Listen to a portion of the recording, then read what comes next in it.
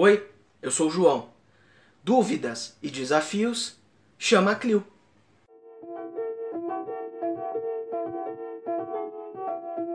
E no vídeo de hoje, a gente vai falar um pouquinho do Egito, mas antes da gente começar, eu vou pedir para você deixar o seu like, comentar aí embaixo e se inscrever no canal, tá?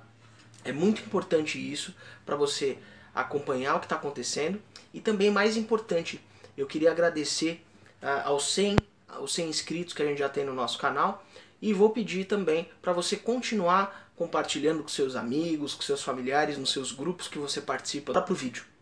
O pessoal pensa bastante em Egito e muito do gosto das pessoas pelo Egito é bastante estimulado pelo cinema, é bastante estimulado pelas séries e também pelas revistas de curiosidade, né, que as pessoas gostam de propagar trabalhos arqueológicos ou mesmo curiosidades para o público comum, né, para o público que não é ligado à parte da arqueologia ou mesmo da história. O Egito vai se formar ali no nordeste do continente africano, né?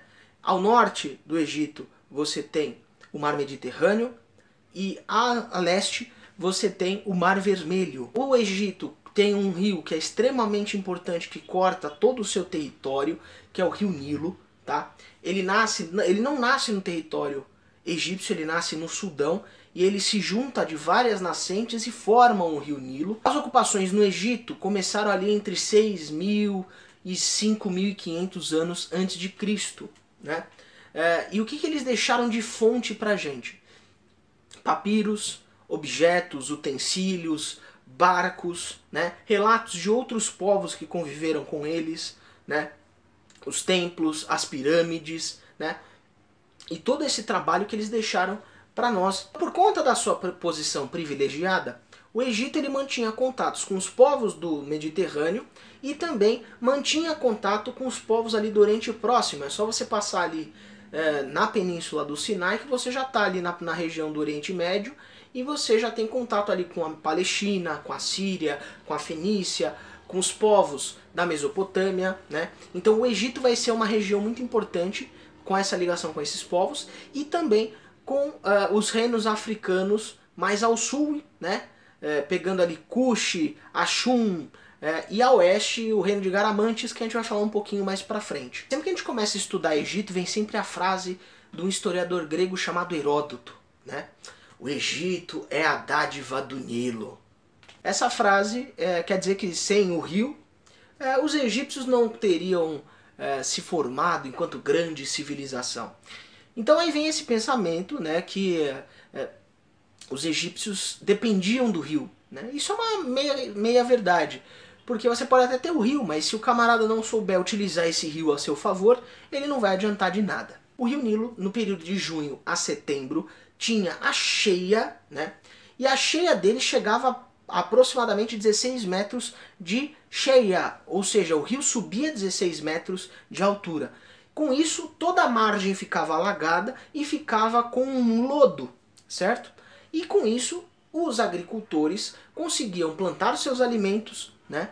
E com isso eles tinham suas plantações baseadas ali nessa questão.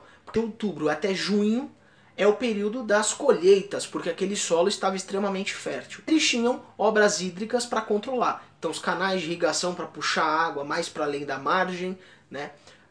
As represas e os canais de controle mesmo dessa água. E é muito interessante que os egípcios eles tinham réguas para medir o tanto que a água subia ou que ela estava subindo e, aliado aos conhecimentos astronômicos, eles conseguiam determinar que época do ano que eles estavam para poder não ter um prejuízo por conta da cheia. Com isso, então, você tem que o Egito é uma produção bastante agrícola, né? E o que eles produziam no Rio Nilo? Eu vou precisar colar aqui porque eu não lembro de cabeça. Eles produziam alface, cebola, alho, trigo, cevada, uva, tâmara, papiro, linho e algodão, tá? Além disso, eles tinham a pesca como sendo uma atividade secundária. Além disso, eles tinham uma ampla produção de artesanato com papiro. Quando a gente pensa papiro, a gente já pensa, eles são aquele rolinho de papel que os caras usavam para escrever. Não, o papiro é uma planta que poderia ser aproveitada para fazer várias coisas, né? Corda, cestos, velas, né, sandálias e uma série de outros utensílios que eles podiam fazer com o papiro, tá? Então, e além disso, eles também tinham uma produção voltada para comércio interno. Então ali a parte do Rio Nilo também era um importante ponto de trocas comerciais entre as cidades egípcias. Por mais que a gente fale as cidades egípcias, a maior parte da concentração estaria mais voltada na metade norte ali do Egito. Os egípcios também produziam tijolos, eles tinham uma ampla produção de minérios, né? Então eles tinham cobre, o bronze, né? Eles também trabalhavam com madeira, eles tinham uma cerâmica bem avançada, também produziam objetos em marfim e pedras preciosas, e todo esse artesanato era voltado para os utensílios, para as ferramentas, para as joias e armamentos. O Egito ele vai se formar enquanto país, né, ali por volta de 3200 a.C., que é quando você tem uma unificação entre os dois reinos. O Alto Egito, que é aquela parte mais ao sul, e o Baixo Egito, que é mais ao norte, né? Tanto que se você observar as máscaras mortuárias dos faraós a partir daquele momento, tinham duas figuras embutidas que vão representar. Ele é o faraó do Alto Egito e o faraó do Baixo Egito. O Egito era governado pelo faraó. O faraó ele vai ser a reencarnação do deus Ra, né, que era o deus da criação e o deus do sol. Ele vai então ter um poder extremamente alto porque ele era um deus na Terra. Então o seu poder ele era justificado e ninguém questionava a figura do faraó. E por isso ele tinha um extenso poder para criar leis, para criar impostos, para acompanhar a produção, certo? Para acompanhar o exército e guiar o exército em combates, né? E uma série de outras questões que o faraó desejasse ele podia fazer porque ele era a figura máxima do governo. O faraó ele vai ser então a figura mais poderosa aí da sociedade egípcia, né? Ele podia ter várias esposas e muitos filhos, né? Os seus túmulos eram basicamente as pirâmides, e as pirâmides também eram uma forma de contar a história daquele faraó, né? E ele era enterrado com seus pertences, com seus bens, com alimentos, com seus animais de estimação, com concubinas até, quem tivesse várias concubinas como amantes podiam ser enterradas também. E esse indivíduo ele recebia tudo isso na hora da morte porque eles acreditavam numa vida além. E quando ele fosse para a vida além, ele deveria lembrar da vida passada, né? A gente vai falar um pouquinho mais sobre a vida religiosa do Egito no próximo vídeo. A questão da divisão social no Egito. Então lá no alto você tinha o faraó e os seus familiares. Na sequência dessa organização social você tem os nobres, os chefes militares, os funcionários, os sacerdotes, né?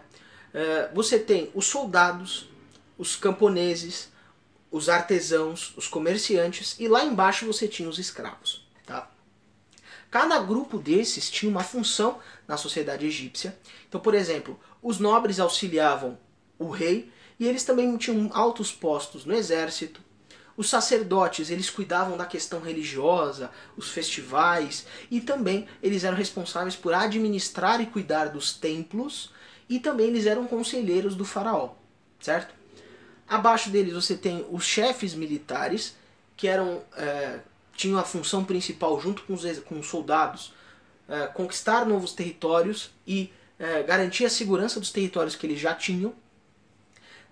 Os artesãos eles cuidavam da fabricação tanto de itens convencionais como de itens de luxo para o palácio. Os comerciantes eles eram uma classe que não era tão abundante no Egito, né? Com o passar do tempo eles vão ganhando maior proporção, principalmente com as rotas de comércio ali no Mediterrâneo, eles vão ganhar um pouco mais de importância, mas isso é bem mais para frente. Os camponeses, eles pagavam impostos na forma da produção, né? Então aquilo que eles produziam de alimento eles pagavam em impostos. E por último você tinha os escravos. Os escravos eles eram capturados em batalha e eram aqueles que podiam fazer tanto trabalho pesado.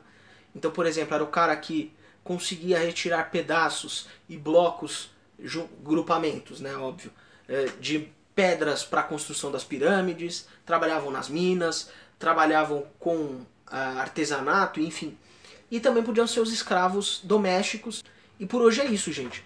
Acho que a gente deu uma boa avançada aí no Egito. E no próximo vídeo a gente continua falando aí da cultura egípcia, né, de uma forma bem resumida, mas a gente continua, tá bom? E lembre-se, dúvidas e desafios, chama a Clio.